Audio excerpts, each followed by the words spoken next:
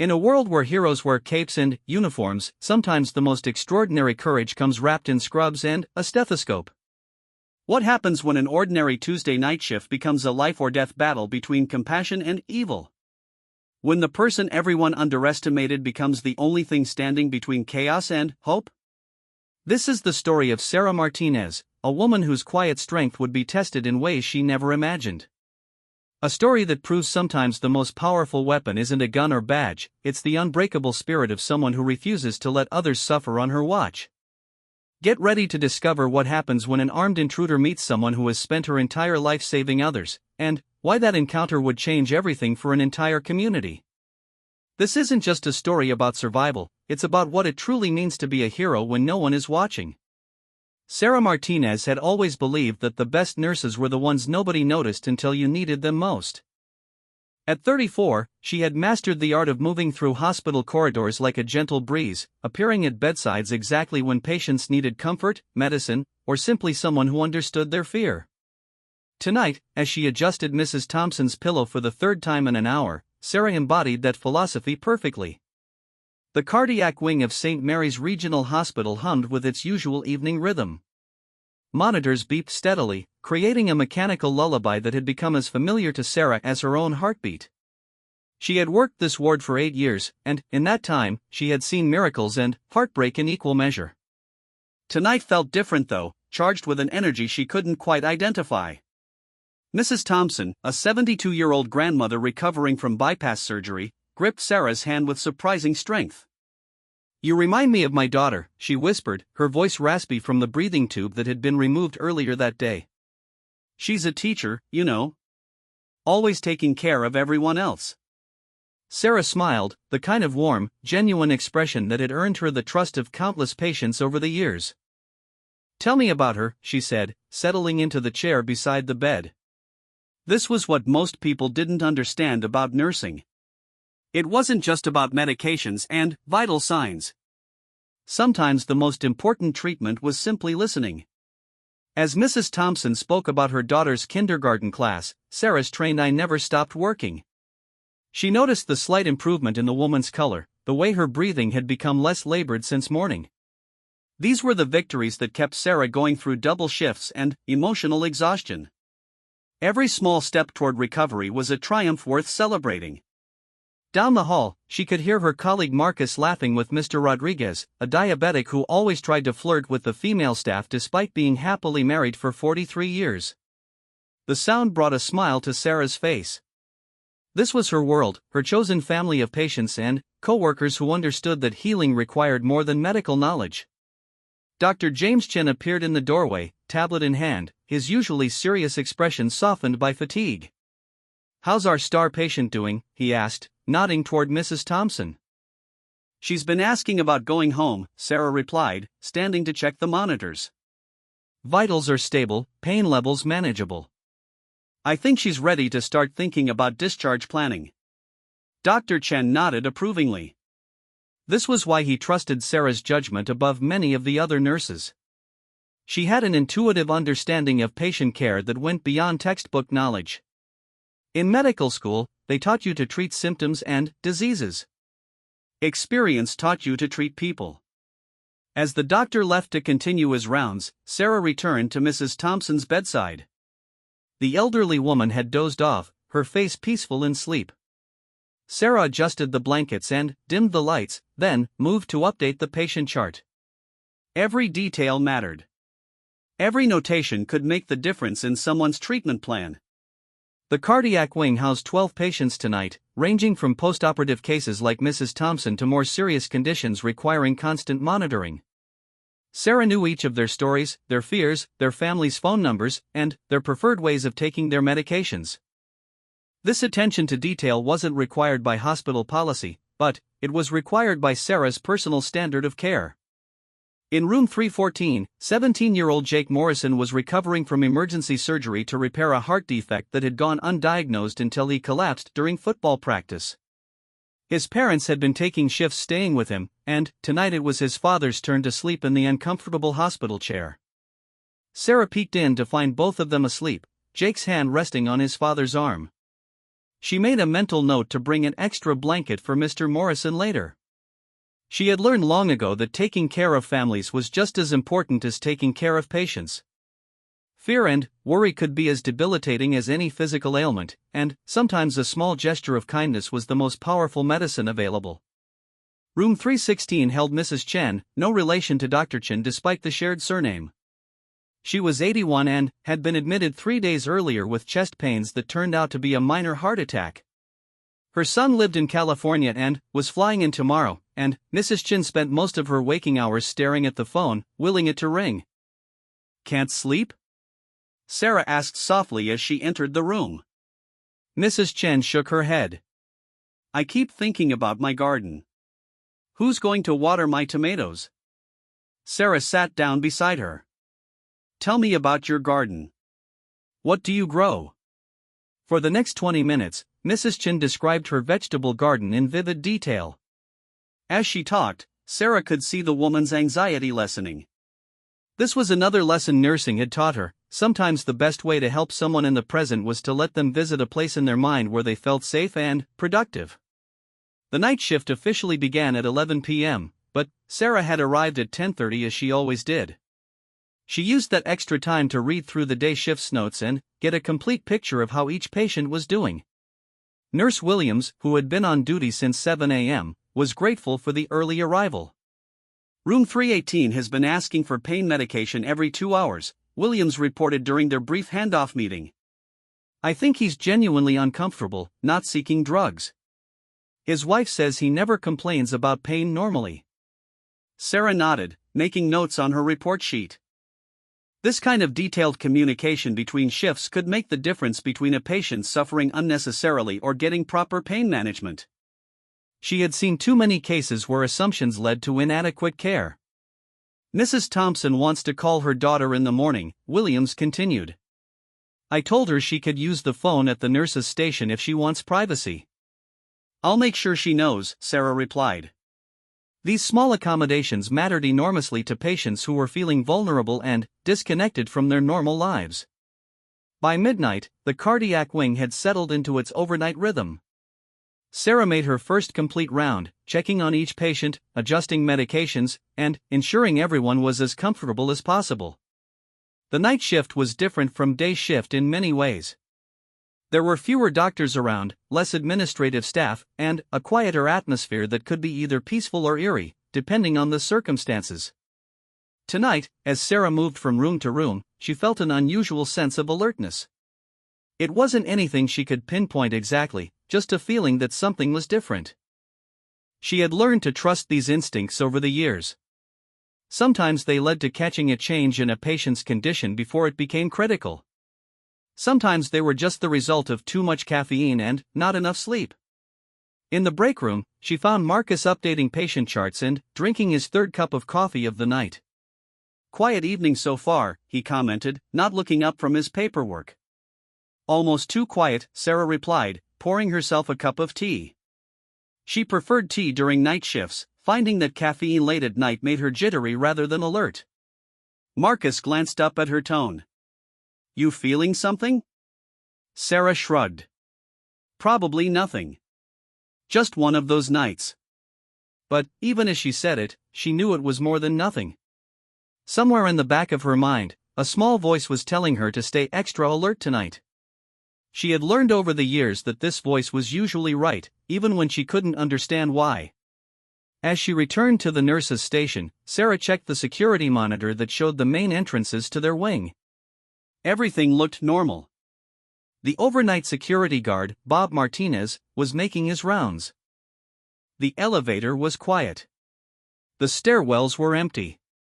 She settled at the computer to update patient records, but found herself glancing frequently at the monitor. Outside, she could hear the distant sound of city traffic, the occasional ambulance siren, and the normal sounds of a hospital that never truly slept. Everything seemed exactly as it should be. At 12:30, she checked on Mrs. Thompson again. The elderly woman was sleeping peacefully, her heart rate steady and strong. In the next room, Jake Morrison was also asleep, though he was clearly having a dream that made him restless.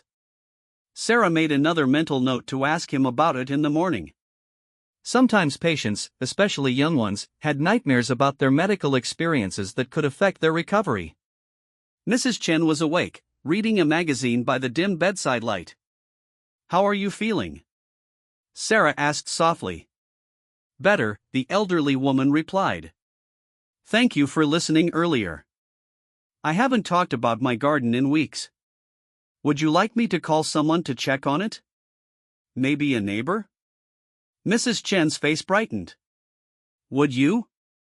Mrs. Patterson next door has a key. She said she would help if I needed anything." Sarah made a note to help arrange this in the morning. It was a small thing, but she knew it would make an enormous difference in Mrs. Chen's peace of mind. This was what nursing was really about, understanding that healing involved the whole person, not just their immediate medical needs. As she continued her rounds, Sarah reflected on why she had chosen this profession. It certainly wasn't for the money or the regular hours. She worked nights, weekends, and holidays. She dealt with difficult patients, grieving families, and life or death situations on a regular basis. But moments like tonight, when she could ease Mrs. Chen's worry about her garden or help Mrs. Thompson feel less alone, made it all worthwhile. By 1 a.m., the wing was as quiet as it ever got. Sarah had completed her medication rounds and updated all the necessary charts. She had checked on the patients who needed frequent monitoring and had made herself available to those who were having trouble sleeping. This was the part of the night shift that could be either peaceful or nerve-wracking, depending on your perspective. Sarah had always found the quiet hours soothing. It was when she could focus completely on patient care without the distractions of day shift, family visits, doctor rounds, administrative meetings, and the general hustle and bustle of a busy hospital. Night shift allowed for a different kind of nursing, more intimate and focused. She was updating Mrs. Thompson's chart when she heard a sound that didn't belong to the usual hospital symphony. It was subtle, just a slight change in the rhythm of footsteps in the hallway. Sarah looked up from her computer, listening intently. The footsteps were measured, deliberate, and unfamiliar. After 8 years on this ward, Sarah knew the walking patterns of every regular staff member. Dr. Chen had a quick, efficient stride. Marcus moved with the slightly heavy step of someone who had been on his feet for hours. The night janitor, Carlos, pushed his cart with a distinctive squeaky wheel that announced his presence long before you saw him. These footsteps belonged to none of them. Sarah glanced at the security monitor, but the camera angle didn't cover the section of hallway where she thought the sound was coming from.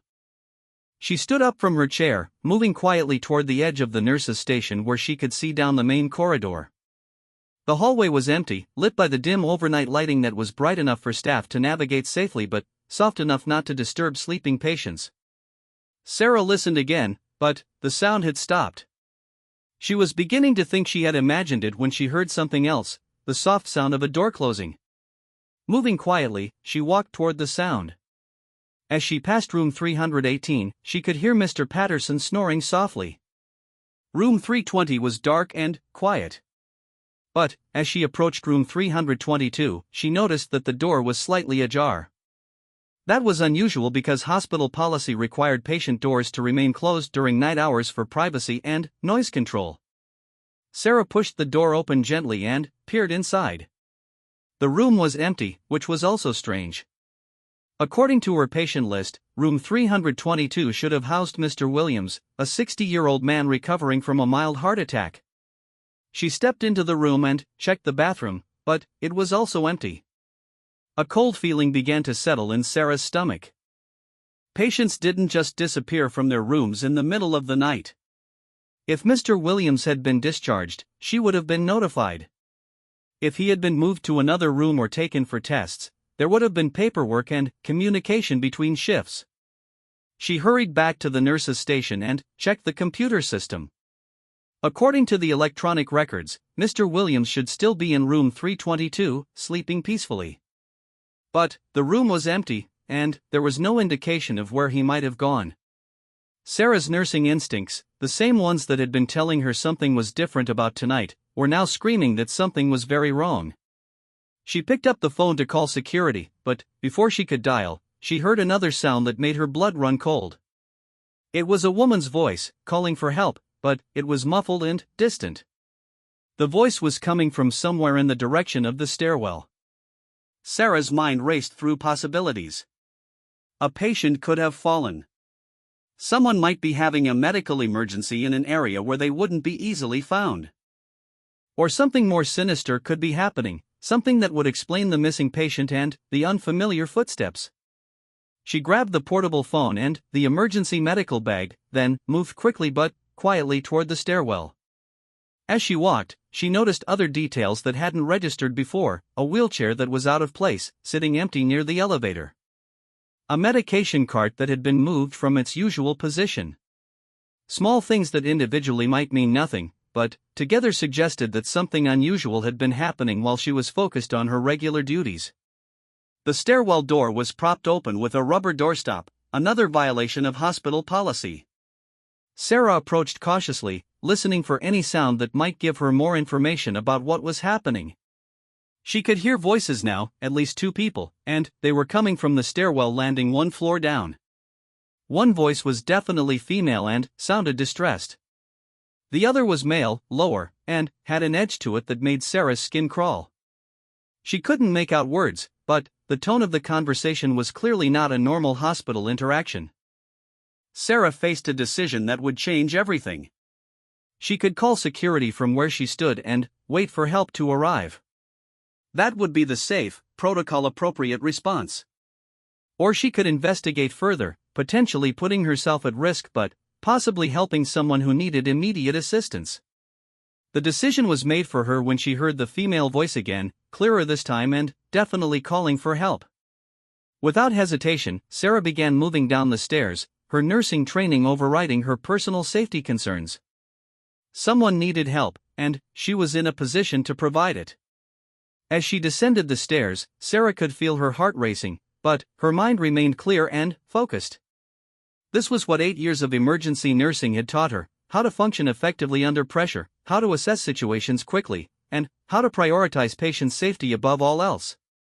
She had no idea that in the next few minutes, all of her training, instincts, and courage would be tested in ways she had never imagined. The quiet night shift was about to become anything but quiet, and Sarah Martinez, the nurse everyone thought they knew, was about to discover strengths she didn't know she possessed. Sarah's feet moved silently on the concrete stairs as she descended toward the voices. Each step brought the conversation into clearer focus, and what she heard made her stomach tighten with dread. The male voice was demanding something, his tone aggressive and impatient. The female voice, which Sarah now recognized as belonging to Linda Morrison, a nurse from the emergency department, was pleading. "Please, I already gave you everything from the medication cabinet," Linda was saying, her voice shaking. "There's nothing else. The controlled substances are in a time-locked safe. I can't open it even if I wanted to." "Don't lie to me," the man's voice growled. "I know hospitals keep the good stuff somewhere accessible. You people think you're so smart, but I've done my research." Sarah carefully peered around the corner of the stairwell. On the landing below, she could see Linda backed against the wall, her hands raised in a gesture of surrender. Facing her was a man Sarah didn't recognize, tall and thin with greasy hair and clothes that suggested he hadn't been home in days. In his right hand, he held something that made Sarah's blood freeze, a small handgun pointed directly at Linda. The man was clearly under the influence of something, possibly the very drugs he was trying to steal. His movements were erratic, and he kept wiping his nose with his free hand. Sarah had seen enough addicts in the emergency department to recognize the signs of withdrawal or desperation that came with needing a fix. "Look," Linda continued, her voice gaining a slight steadiness that Sarah recognized as the calm that came from nursing training, "I understand you're in pain. I can help you get into a treatment program. There are resources available." The man laughed, but there was no humor in it. "Treatment program? Lady, I don't need treatment. I need what's in those cabinets, and you're going to get it for me, or things are going to get very bad for everyone on this floor." Sarah's mind raced through options. She could try to sneak back upstairs and call security, but that would take precious time, and the man's agitation was clearly escalating. She could try to create a distraction, but that might make the situation worse. Or she could try to de-escalate the situation herself. The decision was made for her when she heard footsteps above her on the stairs. Someone else was coming down, probably attracted by the voices. Sarah realized that if another person stumbled into this situation unprepared, someone could get seriously hurt. Moving as quietly as possible, Sarah slipped her shoes off and began creeping down the remaining steps. She had to get closer to assess the situation fully and be in position to help if needed. As she moved, she tried to remember everything she had ever learned about dealing with people in crisis. During her training, Sarah had attended seminars on workplace violence and de-escalation techniques. The instructors had emphasized the importance of remaining calm, not making sudden movements, and finding ways to establish rapport with agitated individuals. But sitting in a classroom listening to theoretical advice was very different from facing an armed man who was threatening her colleague. The man was pacing now, a small shuffling movement that kept the gun pointed in Linda's general direction but showed his inability to stand still. "I know there's a pharmacy on this floor," he was saying. "I saw the signs. You're going to take me there, and you're going to open every cabinet." "The pharmacy is locked," Linda replied truthfully. "Only the pharmacists have access after hours. I'm just a floor nurse. I only have access to the medications for my specific patients." This seemed to anger the man further. "Stop lying to me," he shouted, loud enough that Sarah worried patients in nearby rooms might hear. "Every nurse has access to pain medication. I've been watching this place for days. I know how it works." Sarah realized that this wasn't a random crime of opportunity. The man had been planning this, observing the hospital's routines and identifying what he thought were vulnerabilities. That made him potentially more dangerous because he had expectations about how this should go, and reality wasn't matching his plan. She was close enough now to see Linda's face clearly. Her colleague was maintaining her composure remarkably well, but Sarah could see the fear in her eyes. Linda had 2 young children at home and a husband who worked the early morning shift at a local factory. Sarah knew this because they had talked during shift changes, sharing the small details of their lives that helped them connect as human beings rather than just co-workers. The thought of Linda's family strengthened Sarah's resolve. She couldn't stand by and do nothing while someone threatened her colleague and, potentially, other innocent people in the hospital. She had to act, but she had to be smart about it. Sarah positioned herself where she could see both Linda and the man clearly, then took a deep breath and stepped into view. "Excuse me," she said in the same calm, professional tone she used with agitated patients. "I'm Sarah, one of the nurses upstairs. Is everything okay down here?" The man spun around, startling at her sudden appearance. The gun swung in her direction, and, for a moment, Sarah thought she had made a terrible mistake. But then, her training kicked in, and she forced herself to remain calm and still. "Who are you?" the man demanded. "How long have you been standing there?" "I just got here," Sarah replied truthfully. "I heard voices and came to check if anyone needed help." "That's part of my job." She paused, letting her eyes take in the situation without making it obvious she was assessing threats. "You look like you're in distress. Are you a patient? Can I help you with something?" The man's confusion was evident. Sarah's calm demeanor and professional approach weren't what he had expected. He had probably anticipated fear, screaming, or attempts to run. Instead, he was being treated like a person who deserved care and attention. "I'm not a patient," he said, but some of the aggression had gone out of his voice. "I need medication. Pain medication. These people won't help me." Sarah nodded seriously. "Pain can be really difficult to manage," she said, taking a small step closer. "I've worked with a lot of people who struggle with chronic pain. It affects every aspect of your life." "You don't understand," the man replied, but he was listening to her. The gun was still pointed in her direction, but his grip seemed less tight. "Actually, I think I might," Sarah said gently. "I've been a nurse for 8 years, and I've seen how pain can make people feel desperate. When you're hurting, it's hard to think about anything else. It becomes the center of your whole world." Linda watched this exchange with amazement. She had never seen anyone try to establish a therapeutic relationship with an armed criminal, but that was exactly what Sarah was doing. She was treating the man like a patient who needed care, not just a threat to be neutralized. "My back," the man said suddenly. "I hurt my back at work, and the doctors won't give me anything stronger than ibuprofen. They think I'm faking it or trying to get drugs to sell." Sarah could hear the genuine pain in his voice now, underneath the desperation and aggression. This didn't excuse his actions, but it helped her understand what had driven him to this point. "That must be really frustrating," she said. "When you're in constant pain and people don't believe you, it can feel like nobody cares about your suffering." "Exactly," the man said, his voice becoming less hostile. "I've been to 5 different doctors.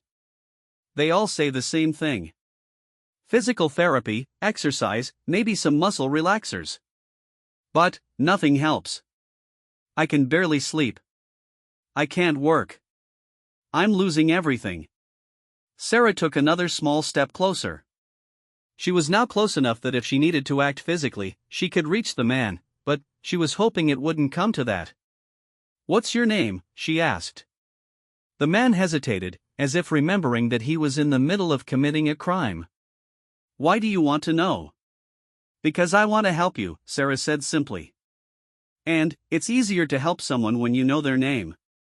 I'm Sarah Martinez. I work upstairs in the cardiac unit." "Dave," the man said after another pause. "Dave Henderson." "Nice to meet you, Dave," Sarah said, and she meant it. In her mind, he had transformed from armed criminal to Dave, a person in pain who has made some very bad choices. "Tell me about your back injury. When did it happen?" For the next few minutes, Dave told his story. He had been working construction when a beam fell and pinned him against a wall. The initial injury had seemed minor, but over the following months, the pain had gotten worse instead of better. Multiple doctor visits had led to diagnoses of muscle strain, then possible nerve damage, then suggestions that the pain might be psychological. As Dave talked, Sarah listened with the same attention she gave to her patients. She noticed that he favored his left side when he moved, and that he winced whenever he shifted position. His story had the ring of truth to it, and she found herself feeling genuinely sorry for what he had gone through. "That sounds incredibly difficult," she said when he finished. "Chronic pain is one of the hardest things to treat effectively, and it's even harder when you feel like nobody believes you." "You believe me?" Dave asked, and Sarah could hear the surprise in his voice. "I do," she replied. "I've worked with enough patients with chronic pain to know that it's real, it's debilitating, and it can drive people to desperate measures when they can't get help." Dave's gun hand had gradually lowered during their conversation. It was still pointed in Sarah and Linda's general direction, but it was no longer aimed directly at either of them. Sarah took this as a positive sign. "Dave," she said gently, "I want to help you find a better way to deal with this situation. What you're doing right now isn't going to solve your pain problem. Even if we could give you medication tonight, it would only be temporary relief. And the consequences of this," she gestured slightly toward the gun, "could make your life much worse." Dave's face crumpled slightly. "I don't know what else to do. I'm desperate. I haven't slept more than 2 hours at a time in months. I can't work. My girlfriend left me. I'm about to lose my apartment. The pain is killing me." Sarah felt her heart breaking for this man who had been driven to such extreme measures by circumstances that had spiraled completely out of his control. At the same time, she was acutely aware that he was still armed and that the situation could turn dangerous again at any moment. "I understand," she said softly. "But there are other options. There are pain management specialists who work specifically with cases like yours. There are treatment programs that can help with both the pain and the desperation you're feeling. What you need isn't something we can provide in a hospital corridor at 2 in the morning." Dave looked between Sarah and Linda, and, for a moment, she thought he might be considering her words. But then, something shifted in his expression, and she realized that his brief moment of openness was closing. "No," he said, his voice hardening again. "I've tried all that. Doctors, specialists, programs. Nobody helps. Nobody cares. The only thing that works is real pain medication, and you people are going to give it to me, or I'm going to make sure everyone in this hospital regrets it. The gun came back up, and Sarah realized that her attempt at de-escalation had only worked temporarily. Dave was too desperate, too far gone in his addiction and desperation to be reached by words alone. She was going to have to try a different approach. Okay, she said, raising her hand slightly. I hear you. You're in pain, and you need help right now. Let's figure out how to make that happen. Linda shot her a look of confusion and concern. Sarah knew her colleague was wondering if she was actually going to help Dave steal drugs from the hospital. But Sarah had a different plan in mind. The medication cabinets upstairs are electronic, she said to Dave. They require my ID badge and fingerprint to open. If you want access to them, you're going to need me to cooperate willingly. Dave nodded eagerly. Yes, exactly. That's what I need. But I can't do that with Linda here, Sarah continued. She's not authorized for the cardiac unit medications, and having an extra person around makes the security system more complicated. This was completely untrue, but Sarah was betting that Dave's desperation and lack of detailed knowledge about hospital systems would make the lie believable. You want me to let her go? Dave asked suspiciously. I want you to show Linda that you're willing to be reasonable, Sarah replied. Let her go back to the emergency department where she belongs, and I'll take you upstairs to the cardiac unit where I can access the medications you need. Sarah was taking an enormous risk with this plan. She was essentially volunteering to be alone with an armed, desperate man. But she had several reasons for making this choice. First, it would get Linda out of immediate danger. Second, it would move Dave away from the stairwell where other staff members might stumble into the situation. And third, it would give her more time to either find a way to safely resolve the situation or to get help. Dave considered her proposal for what felt like an eternity but was probably only 30 seconds. Finally, he nodded. Okay. But if you try anything, if you call for help or try to run, I'll make sure everyone in this hospital pays for it. I understand, Sarah replied. I just want to help you get what you need so this can all be over. Linda started to protest. Sarah, you can't. It's okay, Linda, Sarah interrupted, meeting her colleague's eyes and hoping Linda would understand the message she was trying to send. Go back to the emergency department. Make sure everything is okay down there. Linda hesitated for another moment, then nodded slightly. Sarah hoped she would understand that make sure everything is okay was code for get help immediately. As Linda hurried down the stairs toward the emergency department, Sarah found herself alone with Dave and his gun. She had successfully changed the dynamic of the situation, but she wasn't sure if she had made things better or worse. Okay, Dave, she said, maintaining the same calm, professional tone. Let's go upstairs and see what we can do about your pain. As they climbed the stairs together, Sarah's mind raced through possibilities. She had bought some time and potentially saved Linda from harm, but she was far from being out of danger herself. The next few minutes would determine whether her gamble would pay off or whether she had just made the situation much more complicated. The elevator ride to the cardiac unit felt like it lasted forever, though it was probably less than a minute. Sarah stood beside Dave, acutely aware of the gun in his hand and the erratic energy radiating from his body. She kept her breathing steady and her expression calm, but her mind was working furiously to develop a plan that would keep everyone safe. Tell me about your pain levels right now, she said as they reached the third floor. On a scale of 1 to 10. Dave looked at her suspiciously. Why do you care? Because I'm a nurse, Sarah replied simply. It's what I do. And, because if I'm going to help you, I need to understand what we're dealing with. It's always at least a 6, Dave said after a moment. Right now, it's probably an 8. When I try to sleep, it goes up to a 9 or 10. Sarah nodded professionally.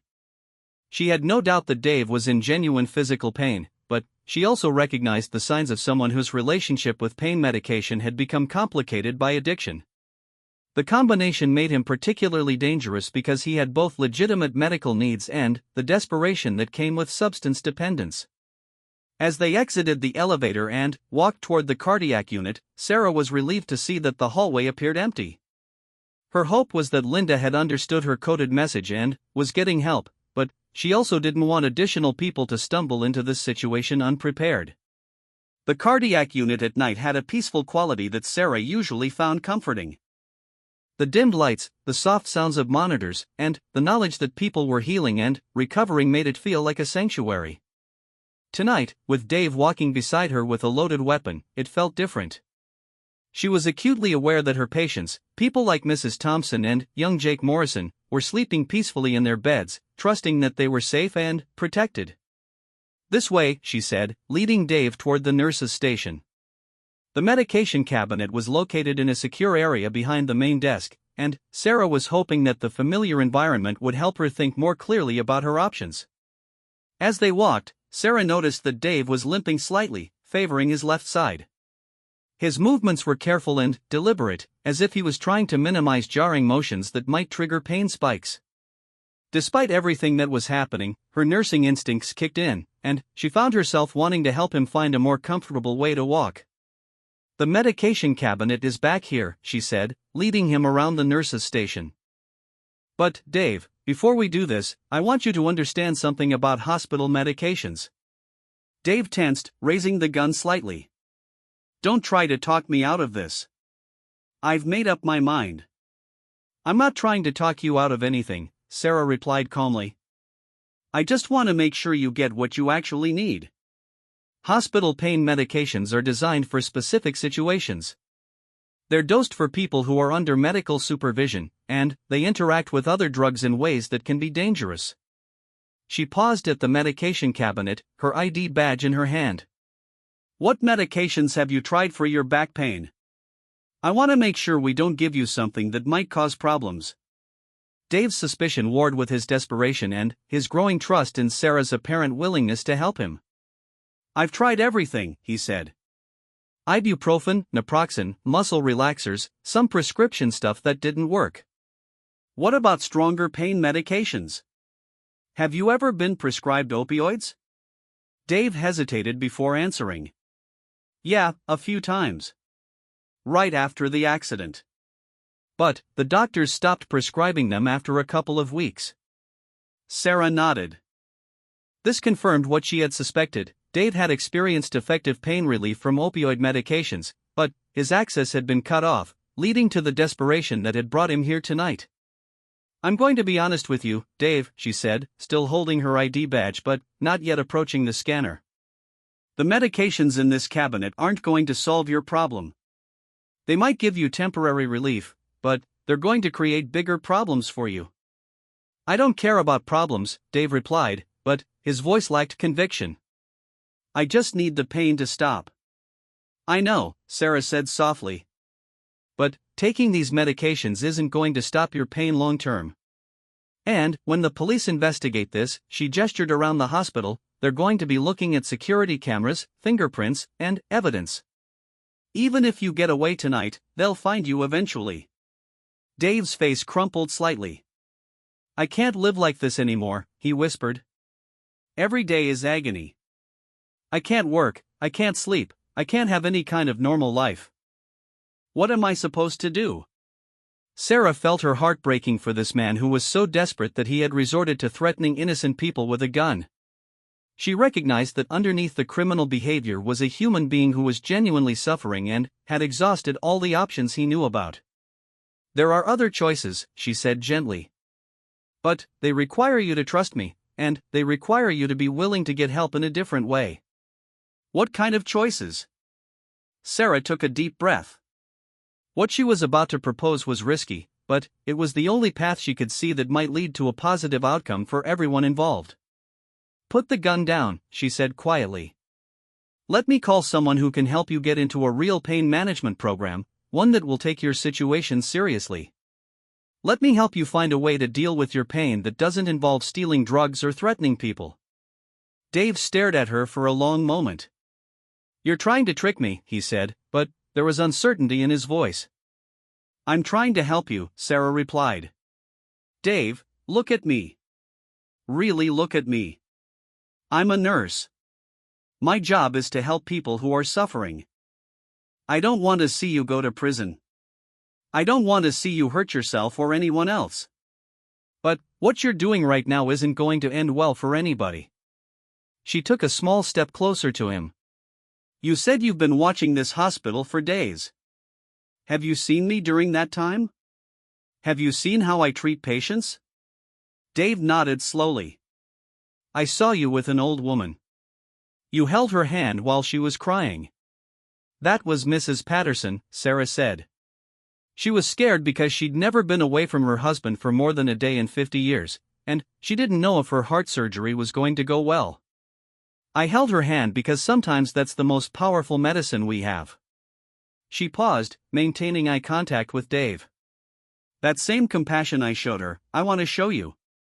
But I can't help you while you're pointing a gun at me.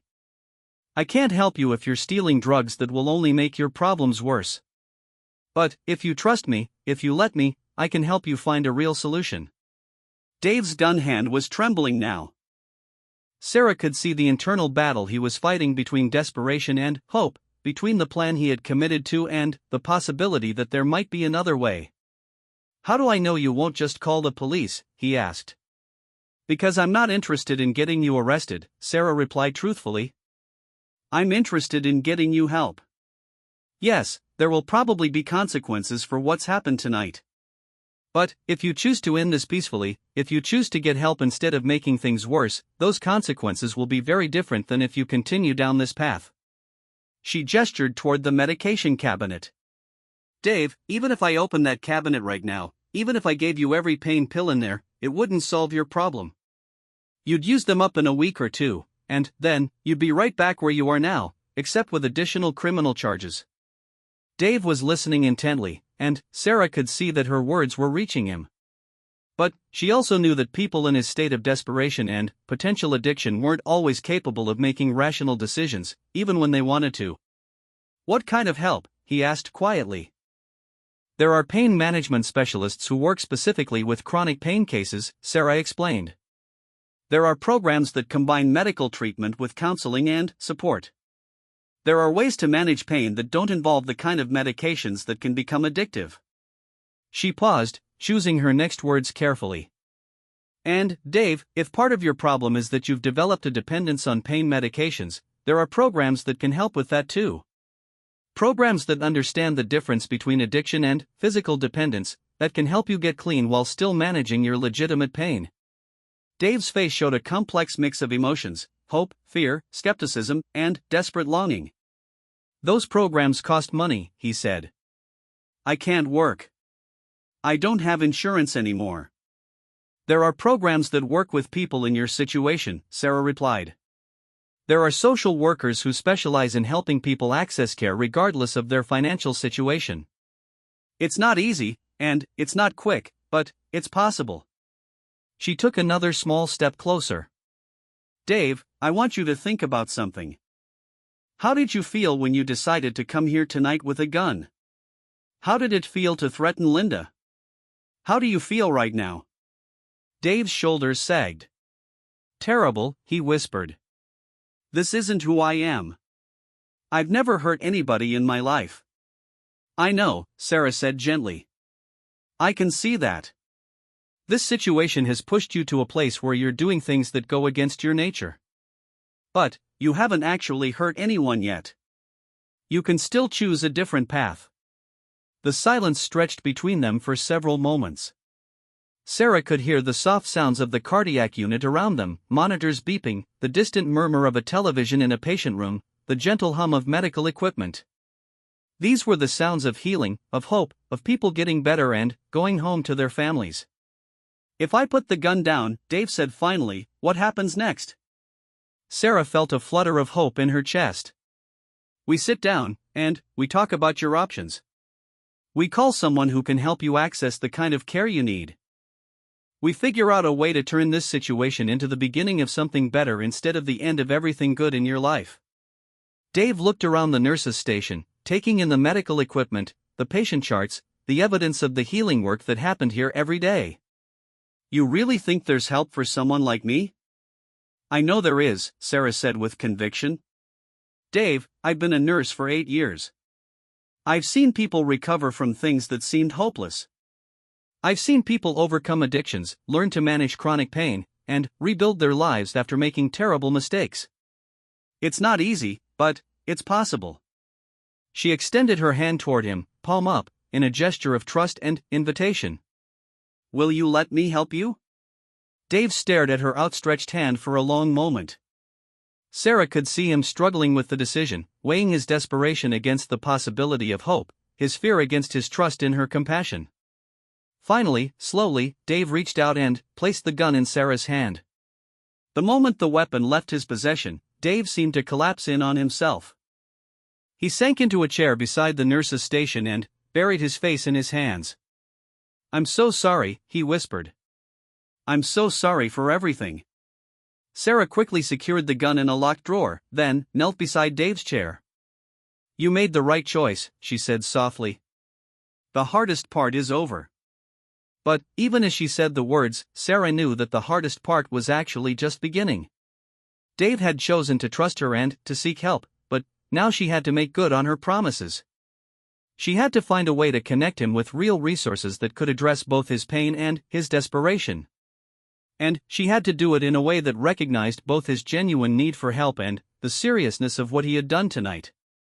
As she reached for the phone to begin making the calls that would hopefully change Dave's life, Sarah reflected on how this night had transformed her understanding of what it meant to be a nurse. She had always known that her job involved caring for people in crisis, but she had never imagined that crisis could take the form of an armed man threatening her colleagues. Tonight had tested every aspect of her training and her character. She had been forced to remain calm under extreme pressure, to show compassion for someone who was threatening her, and to find creative solutions to a situation that could have ended in tragedy. But, most importantly, she had been reminded that behind every seemingly hopeless situation was a human being who deserved care and dignity, regardless of the choices they had made. The phone call she was about to make would be the first of many that night, but Sarah felt confident that she had done the right thing. She had turned a potential tragedy into an opportunity for healing, and, in doing so, she had honored the deepest principles of her profession. The next hour passed in a blur of phone calls, careful conversations, and delicate negotiations. Sarah had called Linda first, to let her know that the immediate danger had passed and that Dave had surrendered his weapon voluntarily.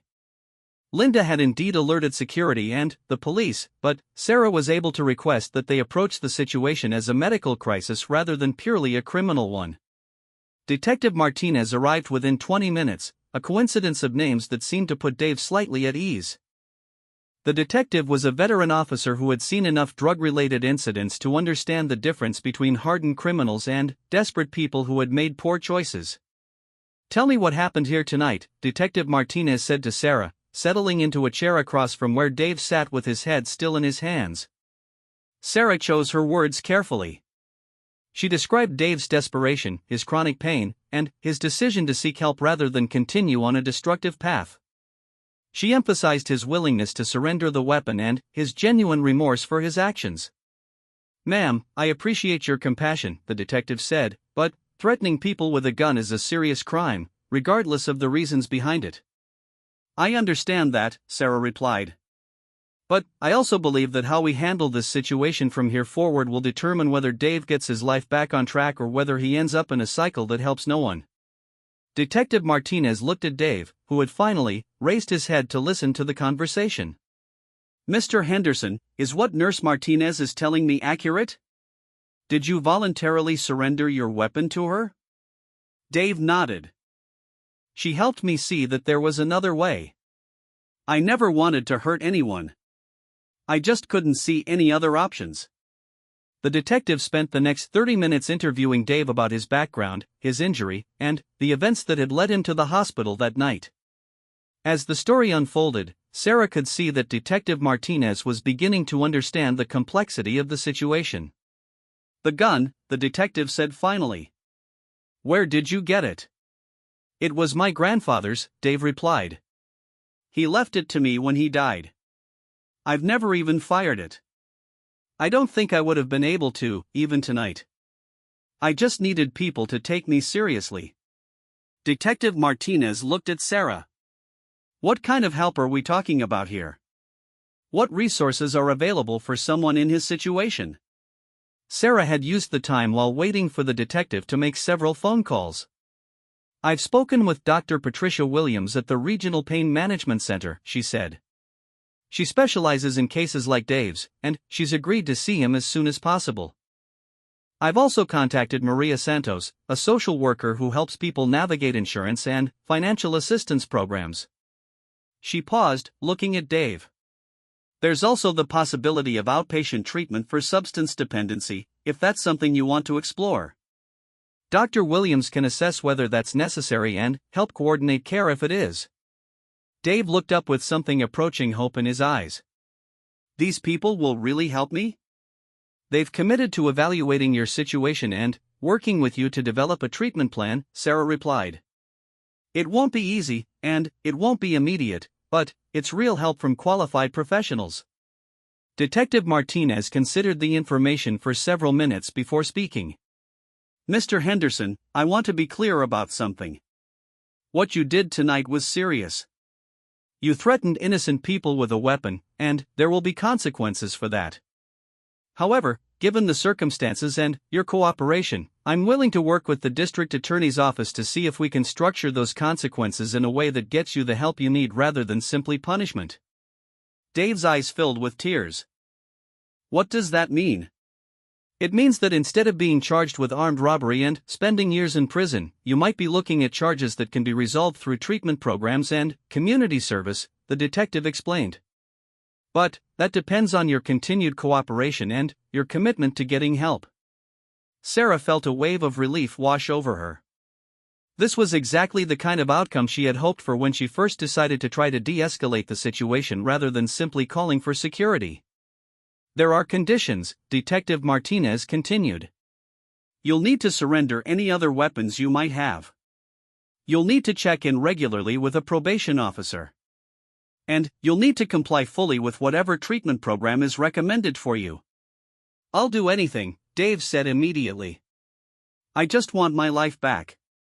Over the next hour, Sarah helped coordinate the next steps in Dave's care. Dr. Williams agreed to see him the following afternoon for an emergency evaluation. Maria Santos would meet with him in the morning to begin the process of applying for financial assistance and insurance coverage. Detective Martinez arranged for Dave to be released on his own recognizance, with the understanding that he would appear for all scheduled appointments and court dates. As dawn began to break over the city, Sarah finally had a chance to check on her patients.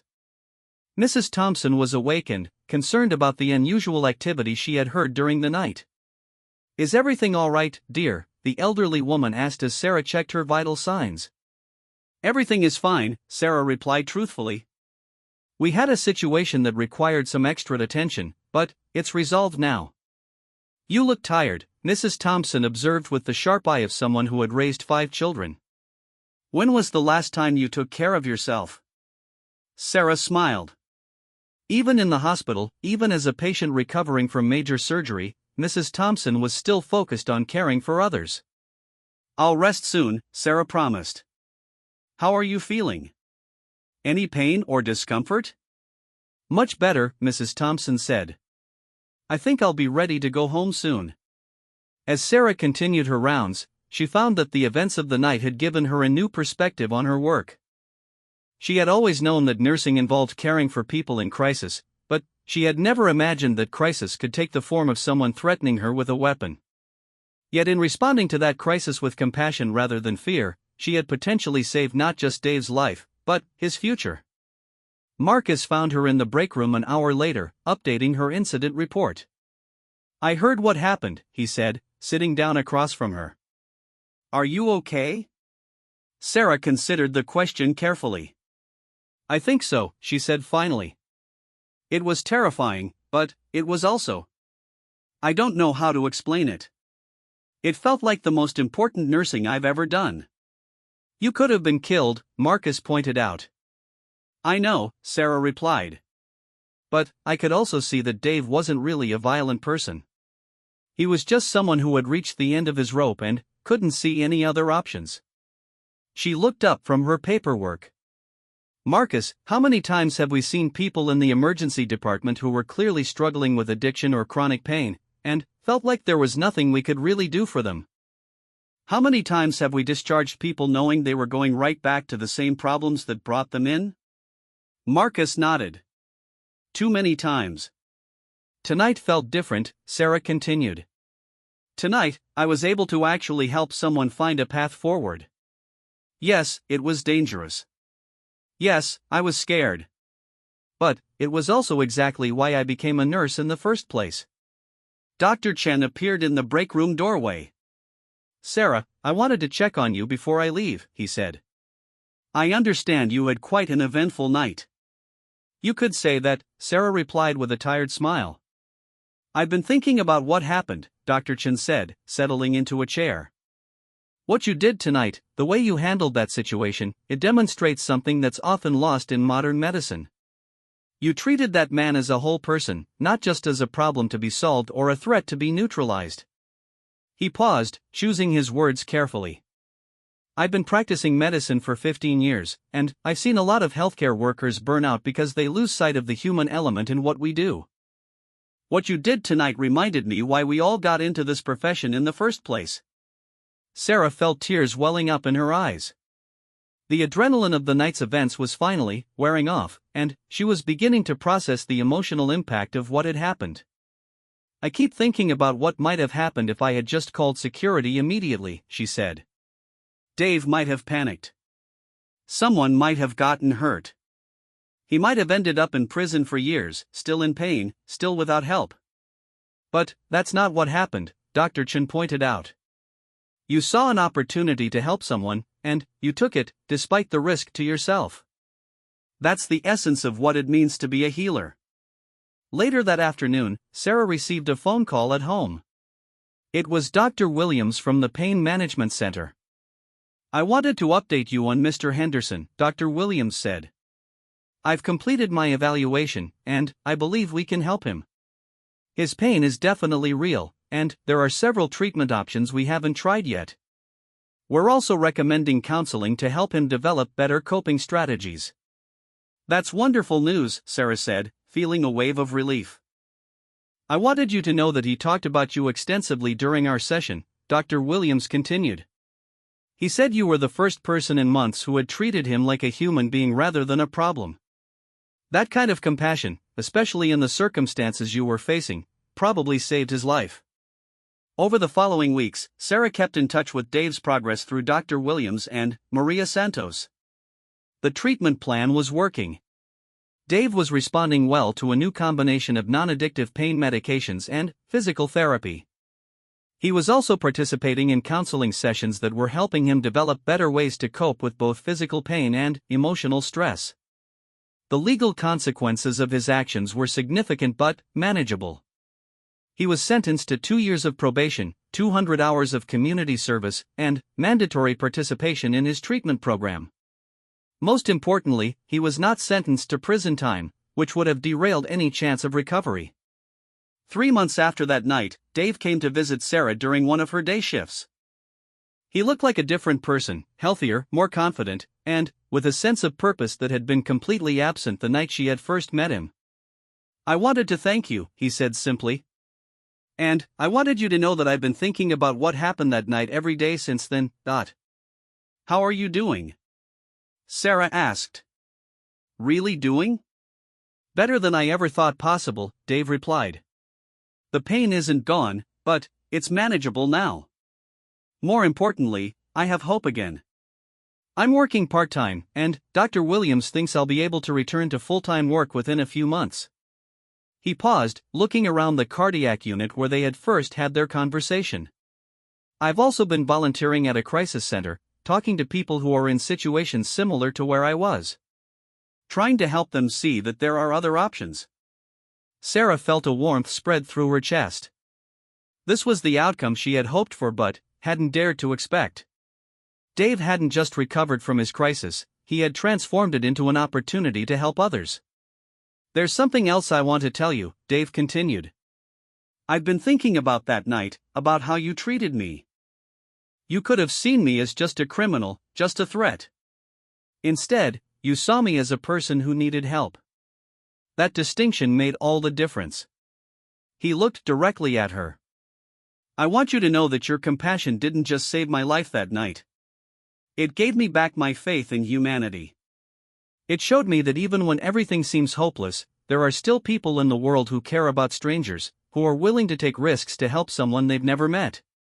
As Dave left that day, Sarah reflected on how the events of that night had changed her understanding of her profession and herself. She had always known that nursing was about more than medical procedures and medication administration. But she had never fully understood how powerful compassion could be as a healing force, even in the most unlikely circumstances. The story of that night became something of a legend in the hospital. Staff members would tell it to new employees as an example of the kind of thinking and courage that defined the best of their profession. But, for Sarah, it wasn't a story about heroism or bravery. It was a story about what happened when you chose to see the humanity in every person you encountered, regardless of the circumstances. That night had tested every aspect of her training, her judgment, and her character. But it had also reminded her of the fundamental truth that had drawn her to nursing in the first place, that every person deserves care, compassion, and the opportunity for healing, no matter how desperate their situation might appear. 6 months after that transformative night, Sarah Martinez found herself standing in front of a conference room filled with healthcare professionals from across the region. She had been invited to speak at the regional healthcare conference about crisis intervention and compassionate care, but, as she looked out at the audience, she felt the same nervous energy she had experienced that night in the stairwell. When I went to work on March 15th, she began, I thought it would be just another quiet night shift in the cardiac unit. I had no idea that I was about to face a situation that would challenge everything I thought I knew about nursing, about healing, and about human nature. The audience was completely silent, absorbed in her story as she recounted the events of that night. Sarah had told this story many times now, but she never got used to the looks of amazement and concern on people's faces when she described choosing to de-escalate the situation rather than simply calling for help. The question I get asked most often, she continued, is whether I was scared. Of course I was scared. I was terrified. But I was also trained to respond to people in crisis, and that training told me that Dave Henderson wasn't just a criminal with a gun. He was a patient in desperate need of care. Dr. Patricia Williams was in the audience, and she nodded encouragingly. Over the past 6 months, she and Sarah had collaborated on several cases involving patients with complex pain management and addiction issues. Their partnership had led to the development of new protocols at the hospital for identifying and helping patients who might be at risk of making desperate choices. The most important lesson I learned that night, Sarah said, is that our definition of patient care sometimes needs to extend beyond the traditional boundaries of what we consider medical treatment. Dave Henderson wasn't admitted to our hospital, but he was still someone who needed healing. After her presentation, Sarah was approached by dozens of healthcare workers who wanted to share their own stories of challenging situations and difficult decisions. A young emergency room nurse told her about a patient who had become violent during a mental health crisis, and how Sarah's story had inspired her to look for ways to de-escalate rather than simply restrain. A social worker described how she had started using Sarah's approach with clients who seemed hostile or uncooperative. But the conversation that meant the most to Sarah came from an older physician who had been practicing for over 30 years. I want to thank you, Dr. Robert Chen said, no relation to Dr. James Chen from her hospital. Your presentation reminded me of why I became a doctor in the first place.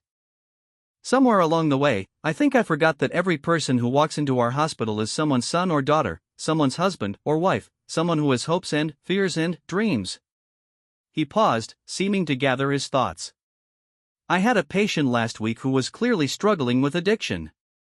In the past, I might have focused only on the immediate medical issues and discharged him as quickly as possible.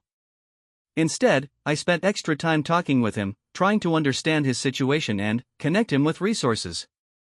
It made all the difference.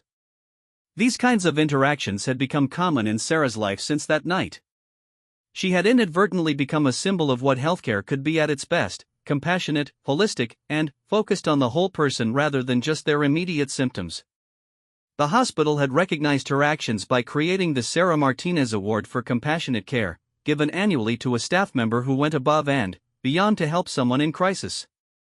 Sarah had mixed feelings about the award, as she didn't feel she had done anything extraordinary. She had simply done what her training and her conscience had told her to do. Dave Henderson had become a regular volunteer at the hospital, working with the social work department to help identify patients who might be struggling with pain management or addiction issues.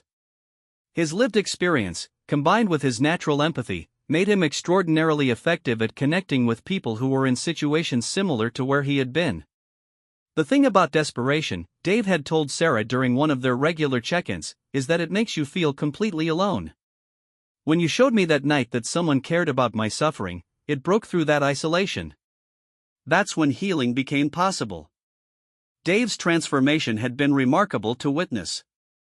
Not only had he successfully managed his chronic pain through the comprehensive treatment program Dr. Williams had designed, but he had also discovered a passion for helping others that had given his life new meaning and purpose.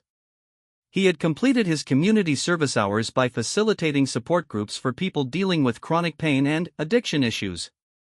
The group had become so successful that the hospital had made it a permanent program, with Dave as the paid coordinator.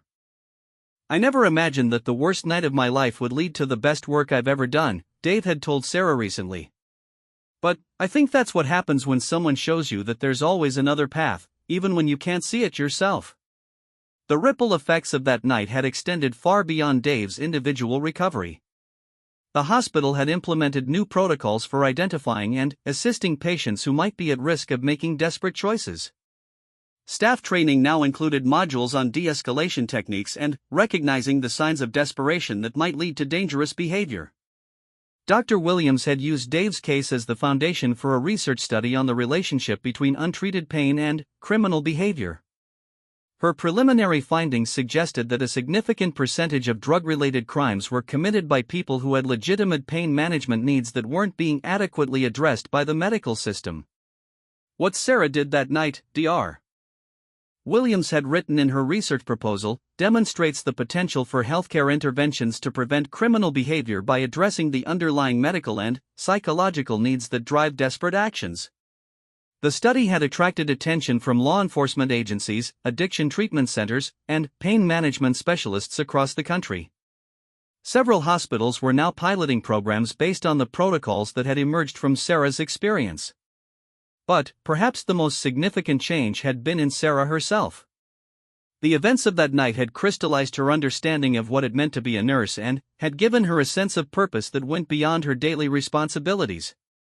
She had started teaching classes for new nurses on crisis intervention and compassionate care. These classes were always oversubscribed, as word had spread throughout the medical community about the nurse who had transformed a potential tragedy into a story of hope and healing. The most important thing I can teach you, Sarah would tell her students, is that every person you encounter in healthcare is dealing with something you probably don't fully understand. Your job isn't just to treat their medical condition. Your job is to see them as a complete human being who deserves care, respect, and hope. One of her students, a young man named Michael who had been inspired to become a nurse after his own struggles with addiction, had asked her a question that stayed with her: how do you know when it's safe to show that level of compassion to someone who might be dangerous? Sarah had thought carefully before answering. You don't know, she had said finally. But you have to remember that your compassion might be the only thing standing between that person and a much darker path. Sometimes the risk of showing kindness is worth it, even when you can't guarantee the outcome. The question had made Sarah reflect on all the times since that night when she had chosen to spend extra time with a difficult patient, to listen more carefully to someone who seemed agitated, or to look for underlying causes when someone was behaving in ways that seemed unreasonable. Not every situation had ended as positively as Dave's had. Some patients had remained hostile despite her best efforts. Some had been dealing with issues that were beyond what she could address. But many had responded to compassionate care in ways that surprised both her and them. Mrs. Rodriguez, an elderly woman who had been verbally abusive to staff because she was terrified about her heart condition, had calmed down completely when Sarah took the time to explain every procedure and medication in detail. Mr. Jackson, a middle-aged man who had been refusing treatment because he was ashamed of his weight and medical conditions, had opened up when Sarah approached him with kindness rather than judgment. These smaller victories didn't make headlines or inspire research studies, but they reminded Sarah daily that the principles she had learned that night with Dave Henderson could be applied in countless situations. The anniversary of that night approached with a mixture of reflection and celebration. The hospital was planning a small ceremony to commemorate what they were calling the night that changed everything, though Sarah had requested that the focus be on the lessons learned rather than on her individual actions. Dave Henderson had asked if he could speak at the ceremony, and Sarah had enthusiastically agreed. She was curious to hear his perspective on how that night had affected him and what it meant to him now, almost a year later. "1 year ago tonight," Dave said, standing at the podium in the hospital's main conference room, "I was the most desperate person in this building. I had convinced myself that threatening innocent people with a gun was my only option, and I was prepared to do whatever it took to get relief from pain that had taken over my life." He paused, looking around the room at the assembled staff members, many of whom had been working that night, and remembered the fear and uncertainty of those hours. "But I met someone who refused to see me as just a threat or just a problem to be solved. Sarah Martinez looked at me and saw a person who was suffering, who needed help, and who deserved a chance to find a better way forward." Dave's voice became emotional as he continued. "I want everyone in this room to understand something. The compassion that Sarah showed me that night didn't just save my life. It gave me back my faith in humanity. It showed me that even in the darkest moments, there are people who will choose kindness over fear, hope over despair." He looked directly at Sarah, who was sitting in the front row with tears in her eyes. "Sarah, you didn't just help me find treatment for my pain. You helped me remember who I really was underneath all that desperation and anger. You saw the person I could become again, even when I couldn't see it myself." The ceremony concluded with the announcement of a new initiative, the Henderson-Martinez Crisis Intervention Program, which would train healthcare workers throughout the region in the techniques and principles that had emerged from that night's events. As the evening wound down, Sarah found herself standing in the cardiac unit where it had all begun. The ward was quiet, much as it had been that night a year ago. Mrs. Thompson had long since recovered and gone home to her garden and her grandchildren. Jake Morrison had made a full recovery and had returned to playing football, though he now volunteered at the hospital on weekends, inspired by the care he had received. New patients occupied the rooms, each with their own stories, fears, and hopes for recovery. Sarah made her evening rounds, checking on each of them with the same attention and compassion she had always provided, but with an even deeper understanding of how powerful that care could be. In room 318, she found Mr. Williams, a construction worker who was recovering from a heart attack and was clearly struggling with anxiety about his future. "I don't know how I'm going to support my family if I can't go back to work," he confided to her. Sarah sat down beside his bed and listened as he shared his fears about his health, his finances, and his family's future.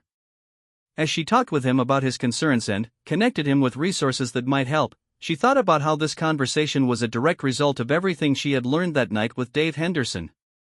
Before that experience, she might have offered sympathy and moved on to the next patient. Now, she understood that taking the time to really listen and help people connect with resources could be just as important as any medical intervention.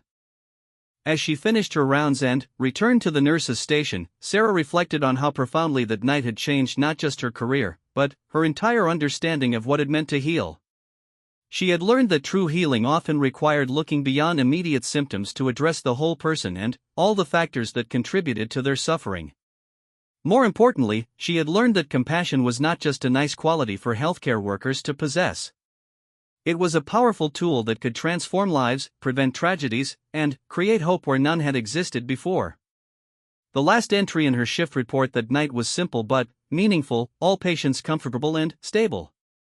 Families notified of progress. Night passed peacefully. But behind those routine words was the accumulated wisdom of a year spent applying the lessons learned during one extraordinary night when everything changed. As Sarah drove home that morning, she thought about Dave Henderson, probably just starting his day at the crisis center, ready to help someone else find their way from desperation to hope. She thought about all the patients whose lives had been touched by the programs and protocols that had emerged from their encounter. And she thought about all the healthcare workers who were now approaching their own challenging situations with a deeper understanding of the power of compassionate care. That night had taught her that sometimes the most important nursing happens not in operating rooms or intensive care units, but in quiet moments when you choose to see the humanity in someone who desperately needs to.